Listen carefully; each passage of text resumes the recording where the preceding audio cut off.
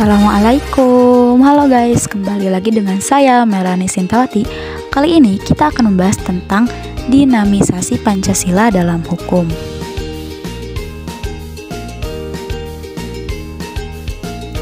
Pancasila sebagai dasar dan ideologi negara merupakan kesepakatan politik para founding father ketika negara Indonesia didirikan. Namun dalam perjalanan panjang kehidupan berbangsa dan bernegara, Pancasila sering mengalami berbagai deviasi dalam aktualisasi nilainya.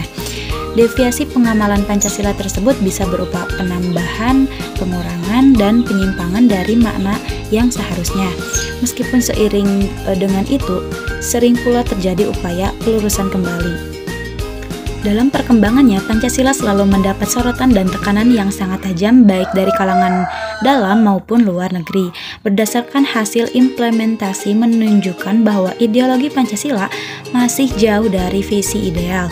Pemahaman nilai-nilai Pancasila di kalangan elit politik dan pemerintah masih belum memadai sehingga belum mampu memberikan keteladanan dalam penerapan nilai-nilai Pancasila dalam kehidupan sehari-hari. Dinamis adalah istilah umum yang merujuk kepada segala sesuatu atau kondisi yang terus-menerus berubah, bergerak secara aktif, dan mengalami perkembangan. Pengertian menurut konteks pendidikan kewarganegaraan adalah selalu bergerak mengikuti perkembangan zaman. Sedangkan menurut bahasa Yunani, dinamikos yang berarti energi atau daya. Karena itulah ia mengandung makna perubahan, pertumbuhan, ketahanan. Disebut sebagai ideologi terbuka, Pancasila bisa menyesuaikan diri menghadapi berbagai zaman tanpa harus mengubah nilai fundamentalnya. Dengan kata lain, Pancasila bisa hidup di berbagai zaman dan mampu mengatur kondisi dinamika masyarakat yang sering mengalami perubahan. Nilai-nilai dasar yang terkandung dalam Pancasila tentu bersifat abadi, tetapi dalam pengaplikasiannya atau penjabarannya harus bersifat dinamis, sesuai dengan perkembangan dan dinamika masyarakat Indonesia. Pada awal kemerdekaan, pada periode ini penerapan Pancasila sebagai dasar negara dan pandangan hidup menghadapi berbagai masalah. Salah satunya yaitu adanya upaya-upaya untuk mengganti Pancasila sebagai dasar negara dan penyimpangan terhadap nilai-nilai Pancasila. Sebagai berikut. 1. Pemberontakan Partai Komunis PKI atau PKI di Madiun pada tanggal 18 September 1948. Yang kedua ada pemberontakan Darul Islam atau Tentara Islam Indonesia atau DITII. Pemberontakan DITII dipimpin oleh Sekar Maji Marijan Kartosuwiryo. Yang ketiga ada pemberontakan Republik Maluku Selatan atau RMS yang dipimpin oleh Christian Robert Stephen Saumukil. Dan masa Orde Lama ada sejumlah penyimpangan beserta penerapan UUD 1945, yaitu yang pertama ada Presiden Soekarno ditetapkan sebagai presiden seumur hidup berdasarkan TAP MPRS nomor 20 atau 1963 yang menyebabkan kekuasaan presiden semakin besar dan tidak terbatas. Yang kedua, Presiden mengeluarkan penetapan Presiden nomor 3/1960 tanggal 5 Maret 1960 yang membubarkan DPR hasil pemilu 1955. Yang ketiga ada Presiden membentuk MPRS yang terdiri atas anggota DPR GR atau Dewan Perwakilan Rakyat Gotong Royong, utusan daerah, dan utusan golongan yang semuanya diangkat serta diberhentikan oleh Presiden.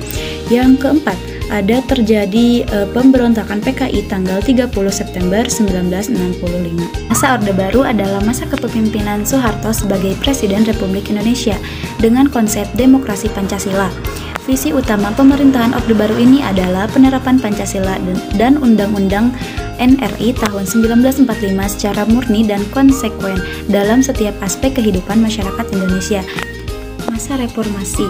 Penerapan Pancasila pada masa reformasi hingga sekarang ditandai dengan kebebasan berbicara, berorganisasi, berekspresi, dan lain-lain di kehidupan masyarakat.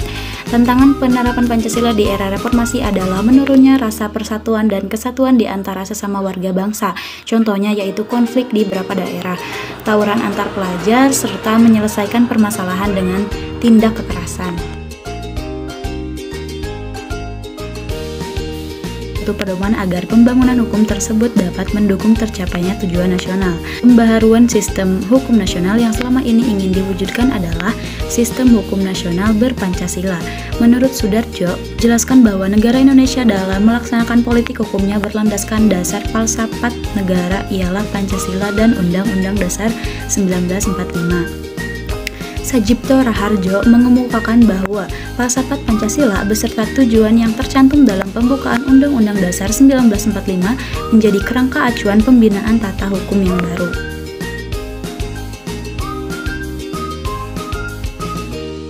Pancasila dalam kehidupan berbangsa dan bernegara merupakan falsafah serta ideologi bangsa dan negara Indonesia. Nilai-nilai yang terkandung di dalam Pancasila berasal dari negara Indonesia sendiri, yaitu nilai-nilai adat istiadat, kebudayaan, dan nilai-nilai religius. Pada dasarnya, hukum adalah alat untuk mencapai tujuan. Oleh sebab itu, perlu dibentuk suatu hukum yang dapat mewujudkan tujuan nasional. Adapun tujuan nasional bangsa Indonesia yang tertuang dalam pembukaan UUD 1945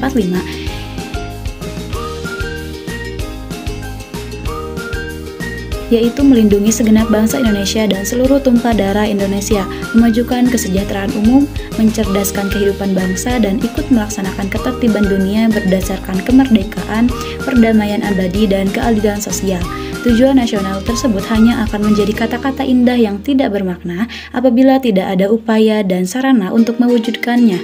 Agar tujuan nasional tersebut dapat terwujud, maka diperlukan sarana atau alat yang salah satunya berupa regulasi atau peraturan dalam semua bidang kehidupan.